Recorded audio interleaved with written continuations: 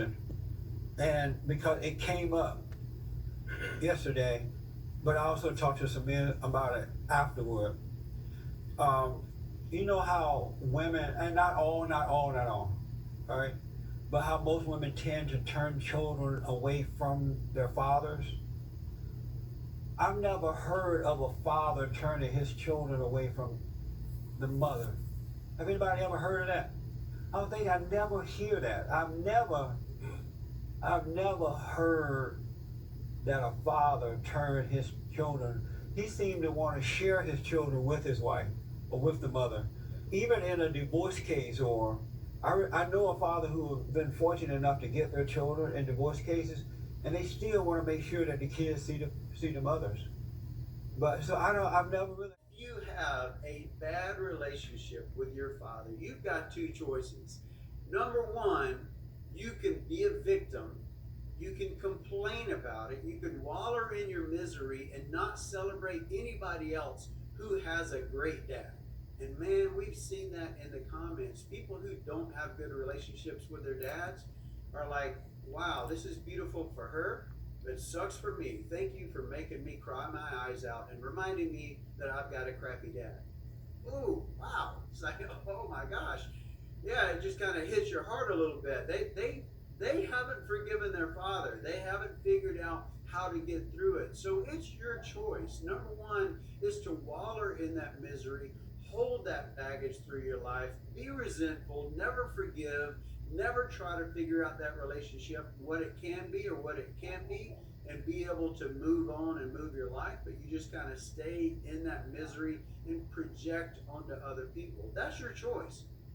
And I've seen through these comments a lot of people who've made that choice to wallow in their misery and never be happy for anybody else and never figure out how to make some kind of healthy relationship with their father or to accept whatever they can out of that relationship. Your second choice is to treat it a little bit differently. Your second choice is to realize, okay, I've got a crappy dad, so I'm not going to put these high expectations on him because obviously he can't or doesn't want to deliver. I'll just figure out what he can deliver. So if he talks to me one time a year at Christmas, then okay, I'm going to accept that, because when I set myself up for pain is when I expect more than he can deliver. So I'm going to just expect that one call a year, and when I get it, I'm going to live in the moment and I'm going to appreciate that phone call for what it is. And I'm going to be able to move on, because that's not going to affect me. It sucks and it's not good, but I've got a choice. And here's how I'm going to get back at it. I'm going to become the dad that my dad wasn't. I'm going to become the mom that my mom wasn't. I'm going to become the parent that my parent was not able to deliver. So you can decide.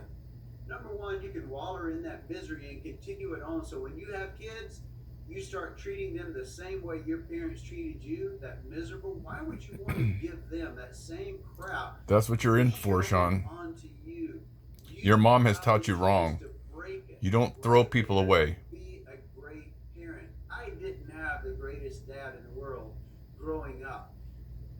I don't want to get into the personal details, but he wasn't around. My parents divorced when I was young. I grew up with a single mom, and I saw him a handful of times a year. He lived a very selfish life back then. We have a stronger relationship now. I thank God for that, but back then, not so much. But you know what? Sean, I didn't have a choice. Your mom didn't give me a choice. The best dad that I can possibly be, and I've tried to live. Hi, Sean. Your birthday's in 13 days. Today's my first, and this is my new wife, Winifred. Hello, Sean. Sean, this is your birthday video, and I'm gonna keep sending you videos forever until you call me. Call me, boy. Anyway, happy birthday. Happy birthday, Sean. I'm in Nigeria, and I'm thinking about you always, okay? Know anything, right? They're just stupid kids, and they're like 15 years old, and their testosterone is pumping, and they're trying to get the hell away from their mother, which is what they're supposed to do, and they're not in the right position to exercise any authority over themselves. So that's not good. They can find it in education, they can find it in books, they can find it in movies, they can find it in sports heroes and so forth, because the image of the father is fragmented and distributed among the community. But it's very, very difficult to not have a father. Right. And you know, one of the things that we're doing in our society, which I think it's absolutely appalling, is that we're making the case that all families are equal. It's like, sorry, no, wrong. And there's no empirical data supporting that proposition, by the way. It's much better for kids to have two parents. Okay. Now, who those parents are, that's a whole different issue. But Okay, and if I could just add one more thing. How would you answer that question to, let's say, a daughter who was raised without a father? Because she would obviously have different ways of finding those fragments of her missing father than like a boy would instead. Because obviously they're raised differently. At least they should have been. well, I think it's the same issue, you know. I mean, I think that another danger that emerges, and this is Freud's, of course, famous observation, is that, you know, if there's mom and child, or father and child, that relationship can get a little closer than it should. And then the lines get blurry and mixed. And I'm not saying that that happens to everyone, obviously, but it's still a danger that's inherent in the situation. They're thrust together too tightly without sufficient resources. And so the responsibility has to be distributed more. And like, I really do think that it's the sign of the degeneration of a society when single parenthood becomes anything approximating the norm. It's not a good idea. And part of the reason I believe that, and I think this has to do with the overwhelming selfishness of modern life, is that marriage isn't for the people who are married. It's for the children, obviously. And like, if you can't handle that, grow the hell up. No, I mean seriously. Yeah. Seriously. Once you have kids, it is not about you. Period. Now, that doesn't mean it isn't about you at all, but that just seems so self-evident to me. I can't believe that anybody would even question it. Oh, it's being questioned. Oh yes, It's well, I'm horrible. certainly aware of that. Yes, it's questioned. It's almost illegal to question it now. You know, or illegal to make the set of propositions that I'm making. So that's the best I can do. Yeah, no, What kind of relationship do you have with your father, your real father? It's often ambivalent, right? Because there's an element of him that encouraged you, hopefully, because without the encouragement of your father, man, the world is a dismal place. It's very difficult to be a courageous person unless you have your father in body and spirit behind you. Hey, Daddy. Sean, that's me after you were born. I was working 2 jobs and didn't have time to work out anymore. Daddy, step back. So I got a little chunky. This is right before you were born. Now, I know this seems like I'm just showing you like, oh, look, I was a bodybuilder. And I wasn't, okay? I said, you have to get buff and you get bigger, okay, Sean? Because Daddy didn't quite make it. Because I wanted you to be physically fit. That was my goal for you, I mean, once. I was talking to you before you were even born because even if I'm not perfect, I still want the best for you. I want you to be better than me. Putting me down doesn't make you better. It makes you feel weak. It makes you weaker. I know it makes your mom feel good. Your mom likes you putting me down because it makes her feel better. Okay?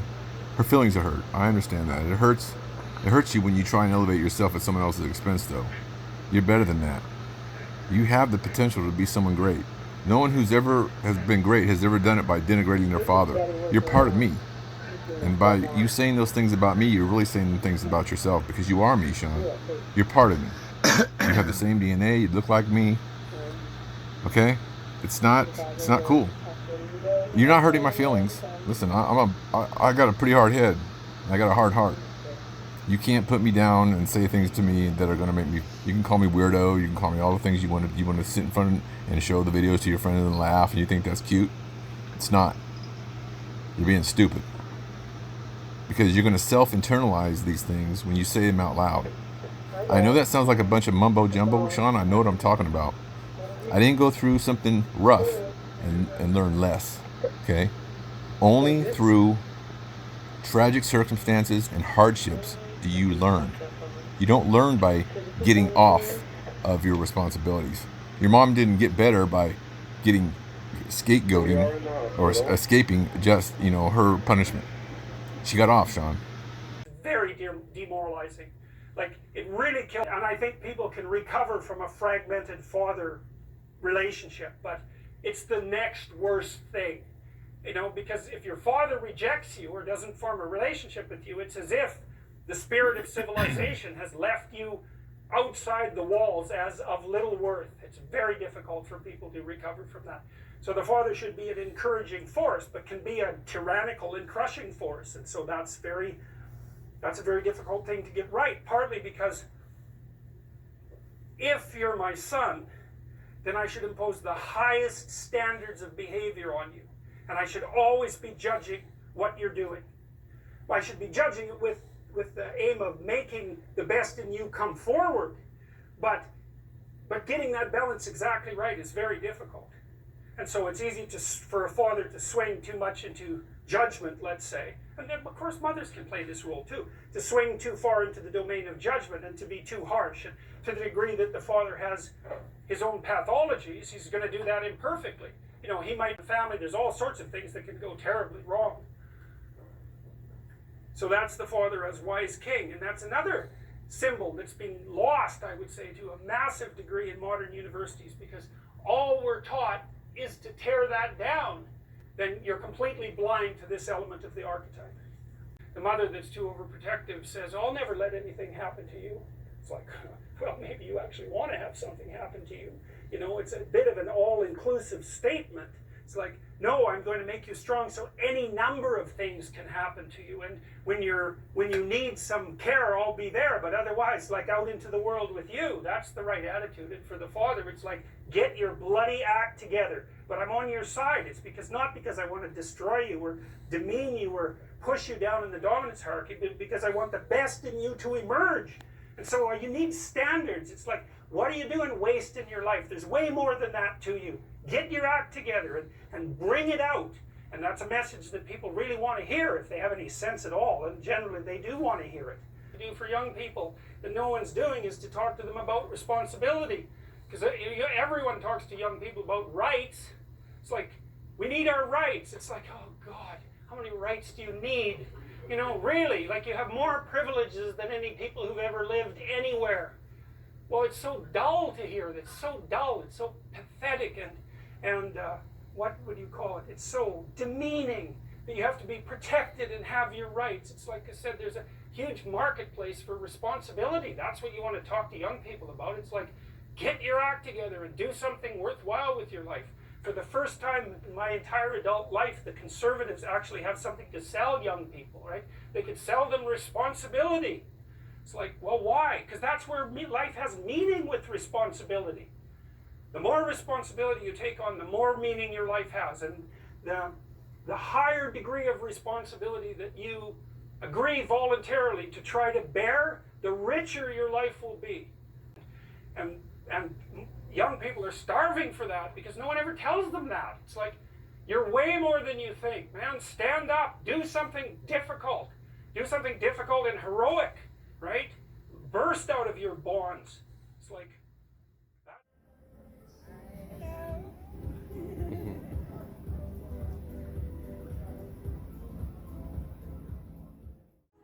So, Patrick, Lily, Eric, Mayan, Emin, Paul, and Austin. Okay, all right. I know. See, now I can't. I have no excuses anymore. And the pool. Baby, I love you very much. I love you too. What is today? April 28th. Today's 28th April. 2001. Yeah. We just got married. Very happy. Very happy.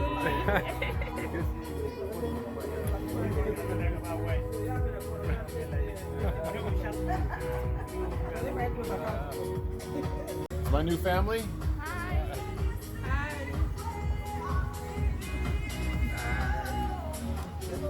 And my lovely bride. And the white guy. Oh, and Emma's. Emma. Mama. Say hello. About whether or not to share the good news about their life, you know, and I think it's often because when people share good news about their life, people don't necessarily respond positively. You know, they don't get encouragement. And people need so little encouragement. It's just unbelievable.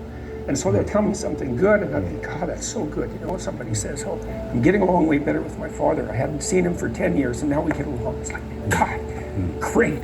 And then somebody says, oh, I'm getting along way better with my father. I hadn't seen him for 10 years, and now we get along. It's like, God, great. And the power of that, you can't overstate the power of that for individuals to get their life together. The individual is an unbelievably powerful force, and every single person who gets their act together a little bit has the capacity to spread that around them. It's a chain reaction, and so it's a lovely thing to see. Okay, you ready? This is your mean look. Wait. No. Wait. Happy. Wait. Kissy face, kissy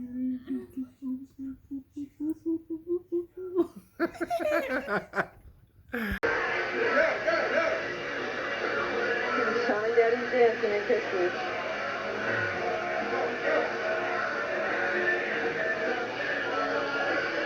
Hey, Daddy.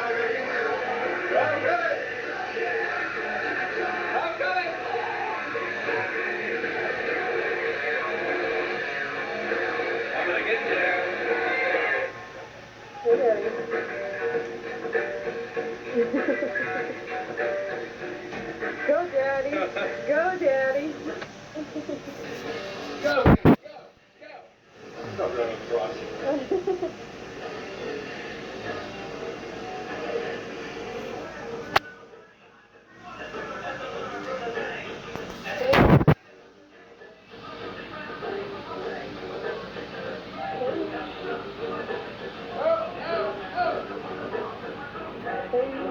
Hey, like a top, hey, like a top, hey.